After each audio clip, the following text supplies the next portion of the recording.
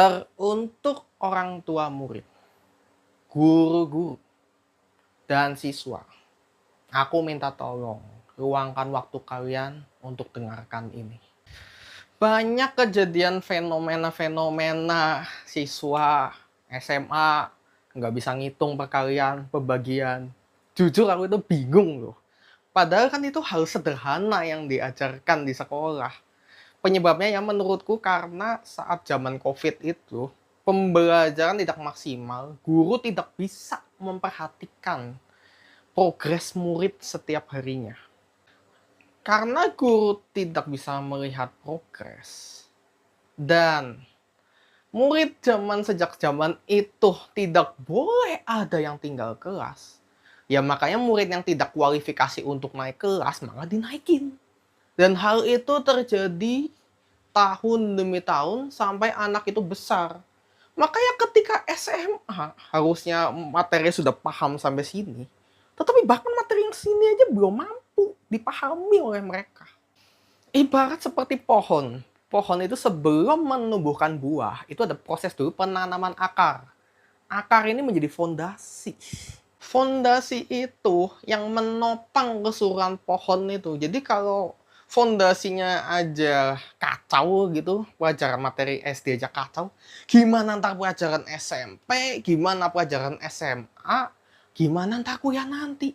Ntar kuliah ditanya teknik-teknik sipil itu tuh, ngitung bangunan gitu. Ngitung bangunan.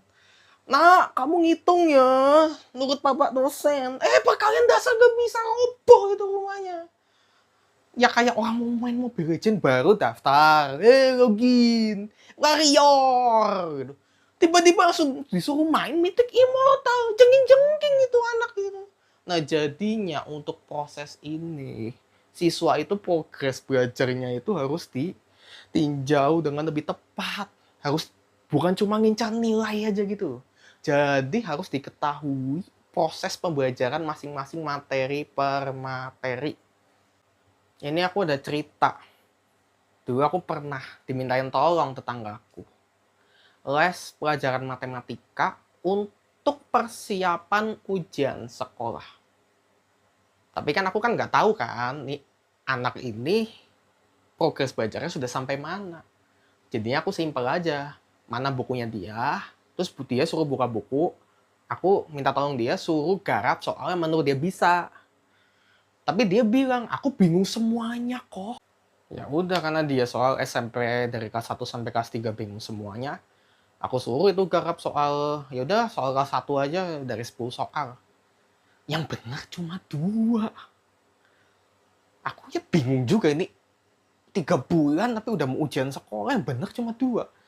Akhirnya aku kasih itu tuh soal SD.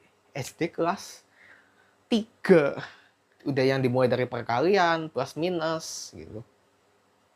Dia marah-marah gitu, ngeyel, nggak terima.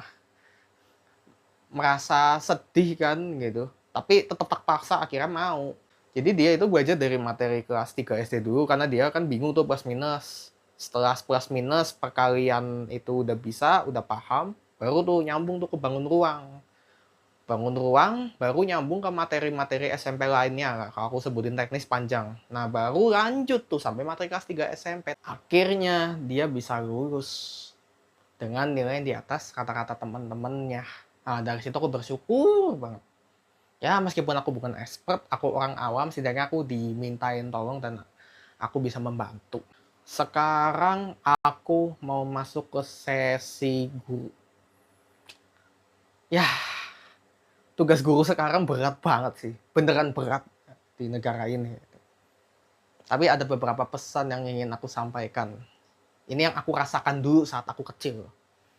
Jadi ketika dulu aku sekolah, bingung pelajaran matematika. Atau teman-temanku yang lain bingung.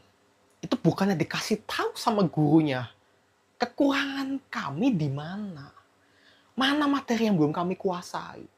Tapi ya kami cuma disuruh garap-garap aja.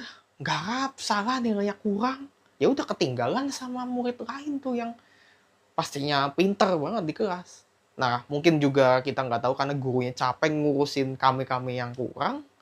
Jadinya guru itu menargetkan yang pintar-pintar aja. Mereka nilainya bagus. Terus kami semakin lama kami tidak menguasai materi tersebut, maka sampai seterusnya juga makin sulit untuk mengejar materi tersebut. Karena kami nggak tahu mana fondasi yang mana yang kami tidak ketahui itu. Fondasi mana yang kami ketahui itu kami nggak tahu. Jadi nggak tahu mau mulai dari mana. Itulah tugasnya guru untuk memberitahu kepada siswa-siswa supaya siswa ini belajar ini mulai dari mana. Jadi belajar itu nggak trial error gitu, nggak nabrak sini, buntu, mundur lagi, nabrak sini, buntu, mundur lagi gitu terus.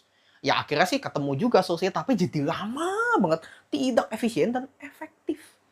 Kalau guru dari awal ngasih tahu, sudah pasti lebih efektif dan efisien.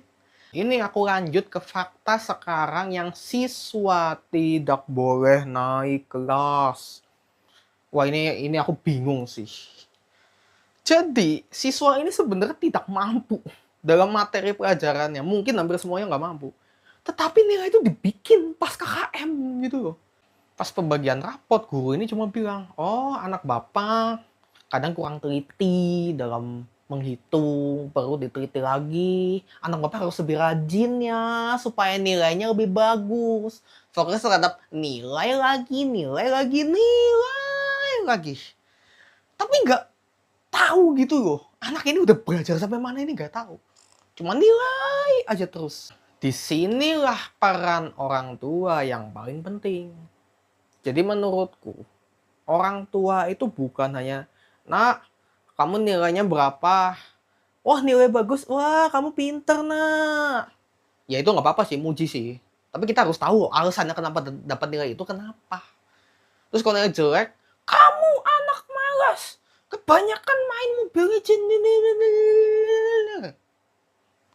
Anaknya jadi sedih gitu. Jadi tipsnya gimana? Ya ini tips dari aku aja sih. Kalau anaknya pas lagi bingung sekolah, ditanyain, kamu hari ini belajar apa nak? Terus anaknya nggak paham, nggak bisa jelasin. Kita ya udahlah, luangkan waktu sebentar lah sama anak. Apa susahnya sih? Kita cek gitu. Pelajaran mana yang masih bingung? Oh, ternyata setelah dicek sedikit demi sedikit, ternyata dia bingung tuh di pembagian prokapit, salah ngomong loh. Baru tuh peran orang tua di situ. Kalau orang tuanya misalnya nggak paham dengan prokapit, bisa lah manggil tutor dari luar. Atau orang tuanya belajar sendiri sampai mudeng, terus baru ngajarin anak ini. Jadi anak ini ketika dapat nilai jelek itu nggak takut gitu loh. Jadi kalau anak udah nggak takut, mereka tuh mau terbuka terhadap orang tuanya. Jadi setiap pembelajaran di sekolah, ada 10 soal, 8 soal bener, 2 soal salah. Anak ini berani nanya ke orang tuanya di rumah, karena kan waktu di sekolah kan terbatas ya. Jadi itulah tugas peran dari orang tua. Oh dari 2 soal ini, ntar orang tuanya membantu supaya anak ini memahami kedua soal ini. Nah ketika 2 soal ini sudah terselesaikan, maka masalah ini sudah kelar. Jika dalam setiap kesulitan anak orang tua selalu membantu, menurutku ya, fondasi anak ini akan kuat. Jadi fondasi ini akan menopang ilmu-ilmu lainnya. Jadi ketika mempelajari ilmu-ilmu matematika yang tingkat lanjut, anak ini udah enak belajarnya, udah lebih lega. Karena penopangnya sudah kuat. Tapi kalau memang anaknya udah males banget, susah diatur, nah kadang kan ada yang kayak gitu ya. Kalau anak ini nggak mau belajar bareng orang tuanya, diancam tuh. Nggak boleh main game atau megang HP. Jadi kalau sudah belajar sama orang tuanya, dan dia paham dengan materi tersebut, rewardnya, ya kamu boleh main game 1 jam. Itu. Jadi anak itu jadi semangat gitu mau belajar. Anaknya semangat mau belajar, terus dia juga dapet jatah buat main game. Jadi ini, ya. Jadi ini aku ada kesimpulan yang aku rangkum dari yang aku bahas tadi. Jadi yang pertama itu pentingnya fondasinya dulu. Fondasi ilmu ini yang paling penting. Jadi kalau fondasi ilmunya gagal, murid tidak akan bisa lanjut pelajaran. Terus peran guru ini juga adil terhadap muridnya. Jadi murid-murid yang kurang bisa memahami, ya karena waktu sekolah juga nggak cukup ya untuk mengajari muridnya satu-satu sampai paham. Setidaknya kasih tahu lah progresnya. Jadi kalau dikasih tahu progresnya, orang tua itu di sini bisa ikut membantu dalam proses pembelajaran anak. Jadi di sini aku minta tolong guru dan murid bekerja sama lah. Jadi jangan hanya guru nyalahin murid, jangan hanya orang tua nyalahin gurunya karena nggak bisa ngajar.